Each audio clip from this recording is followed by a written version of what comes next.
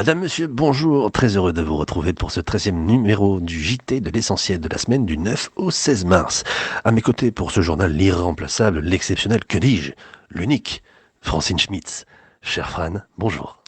Mes hommages, mon cher Jackie Hudson.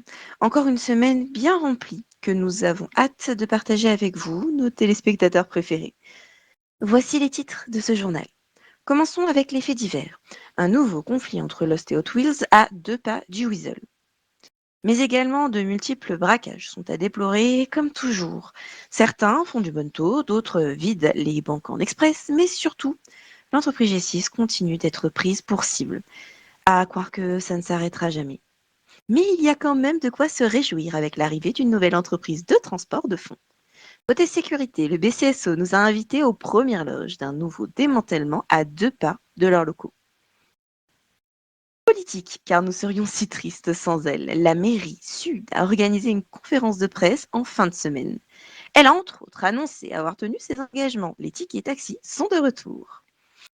Et pour finir, parlons mode. De nouvelles bijouteries ornent les rues de San Andreas. On commence donc comme toujours par les faits divers avec une nouvelle guerre de gangs. Le mardi 11 mars dernier, un nouvel affrontement opposant les Lost et les Hot Wheels s'est déroulé en 82-45. Le quartier de Little Seoul s'est retrouvé sous une pluie de balles pendant de longues minutes, au terme desquelles une dizaine de blessés sera déplorée et pris en charge par le LSES sous la surveillance du LSPD. 3 individus tenteront de fuir, mais seront finalement arrêtés. Les jours suivants, de nouvelles fusillades auront lieu dans le quartier des Hot Wheels, à 2 pas du Weasel News. Les forces de l'ordre mettront en place des moyens de grande envergure pour éviter tout débordement et tout dommage collatéral civil. Un nombre important d'ambulances sera déployé, vous donnant une idée du nombre de victimes de ces attaques. On saluera le sang-froid et le professionnalisme des services publics mobilisés ce soir-là, tant les médecins qui ont pris en charge les nombreux blessés que les FDO pour avoir protégé les innocents autour du quartier. Retrouvez le reportage photo complet d'une de ces attaques sur notre site internet. Deuxième fait divers de ce JT, samedi 8 mars s'est déroulé un braquage de banque digne des grands illusionnistes. Vous connaissez tous le jeu le plus célèbre de la rue auquel personne ne gagne. Mais si, vous le connaissez forcément. 3 gobelets, une balle cachée en dessous, on mélange et on doit retrouver la balle. Ou encore 3 cartes dont une reine que l'on doit retrouver.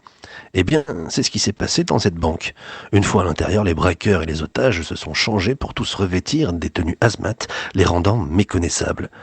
Peu de patrouilles de police étaient présentes, mais les effectifs chargés des négociations ont pu faire libérer les otages sains et saufs. Malheureusement, les individus termineront leur course-poursuite sur la plage, leur permettant de prendre la fuite par la mer après avoir enfilé une tenue de plongée. Un braquage digne du film Insaisissable. On continue avec un autre braquage de banque que l'on pourrait qualifier d'express. Et le 10 mars que la banque en face du Zombie-Car se fait braquer par 4 individus qui auront pris 3 personnes en otage avec eux. Les négociations, conduites par le BCSO, se feront plus rapides que l'éclair et de manière efficace. Les braqueurs partiront en course-poursuite aussi vite qu'ils ne sont arrivés, au terme de laquelle 2 d'entre eux, membres du gang des Hot Wheels, seront arrêtés. Cela devient un fait divers récurrent maintenant dans ce journal, les braquages de transport de fonds. En effet, il ne semble pas se passer un jour sans que l'entreprise G6 ne se fasse braquer. Ces dernières semaines ont mis les employés de l'entreprise à rude épreuve. Le gouvernement a décidé d'effectuer, à l'occasion, 2 modifications sur leur politique de sécurité. Nous sommes allés recueillir leurs témoignages afin qu'ils puissent partager leurs ressentis. Vous pouvez, bien sûr, retrouver notre article sur notre site. Cependant, malgré le durcissement des peines, les attaques ne diminuent pas et les forces de l'ordre sont forcées d'intervenir. Peut-être que l'ouverture prochaine d'une seconde entreprise de transport de fonds nous en dira plus. Ou comment introduire le sujet suivant puisque nous passons à la rubrique société avec une nouvelle entreprise dans la partie nord de l'île. C'est une information que nous avons appris mardi dernier via les annonces gouvernementales. Une nouvelle entreprise de transport de fonds a été mise en vente par l'État fédéral et va très bientôt ouvrir ses portes à Blaine County. Son nom, Union Depository. Les candidatures sont à présent closes depuis ce lundi et le dossier qui sera retenu sera annoncé demain soir à 21 h au LSAS, en espérant que cette seconde entreprise de transport de fonds apportera plus de sérénité à G6. Parlons sécurité à présent avec un BCSO plus déterminé que jamais. Nous vous parlions il n'y a pas si longtemps du démantèlement d'un laboratoire de drogue par le BCSO. Eh bien, c'est un nouveau laboratoire clandestin situé dans Paleto qui a été démantelé par le bureau des shérifs après une longue enquête. Vous pouvez retrouver l'article consacré à cette nouvelle victoire des forces de l'ordre dans la lutte contre le trafic de drogue sur notre site, mais également une conférence de presse durant laquelle nous avons pu leur poser des questions sur divers sujets, fusillade, esprit d'équipe ou encore politique de sécurité.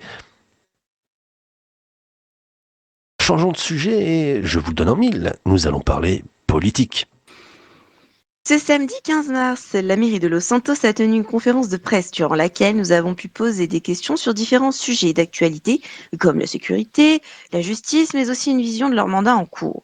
Ils rappelleront aux nouveaux arrivants d'avoir une vigilance accrue sur les zones à risque et de bien venir en mairie pour se renseigner. Retrouvez la totalité de la conférence de presse sur nos canaux en format vidéo. Passons à un sujet un peu plus léger maintenant avec une bonne nouvelle pour tous les nouveaux arrivants. Ça y est, les tickets taxi font leur grand retour. Après plusieurs semaines d'absence, cette aide pour les nouveaux citoyens est distribuée au nombre de 2 et depuis le 13 mars, vous pouvez les utiliser pour obtenir votre course gratuite. Une aide précieuse à ne pas négliger car vous savez parfaitement, comme nous tous, comment notre histoire a commencé et à quel point ces tickets peuvent nous sauver la vie. Alors vous êtes un nouvel arrivant sur l'île, n'oubliez pas d'aller à la mairie de Los Santos pour les récupérer. Et comme on dit chez nous, bienvenue à San Andreas. Et pour terminer ce journal, un sujet qui va ravir les amoureux de joaillerie. Qui n'aime pas les beaux bijoux? Colliers, bracelets, bagues ou encore boucles d'oreilles. Eh bien, la célèbre franchise Vangelico a ouvert ses portes chez nous ce samedi. Plusieurs boutiques vous sont proposées dans notre état, dans lesquelles vous pourrez faire fumer votre portefeuille. Mais ce n'est pas tout. Pour aller de pair avec vos nouveaux bijoux, de nouveaux vêtements sont également arrivés en ville. La collection printemps-été s'annonce digne de la Fashion Week. Darnell va se régaler.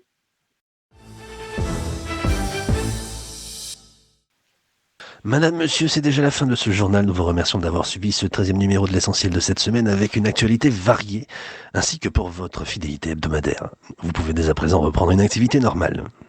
Votre fidélité est incroyable comme toujours. Vous êtes merveilleux, ne l'oubliez pas. À la semaine prochaine!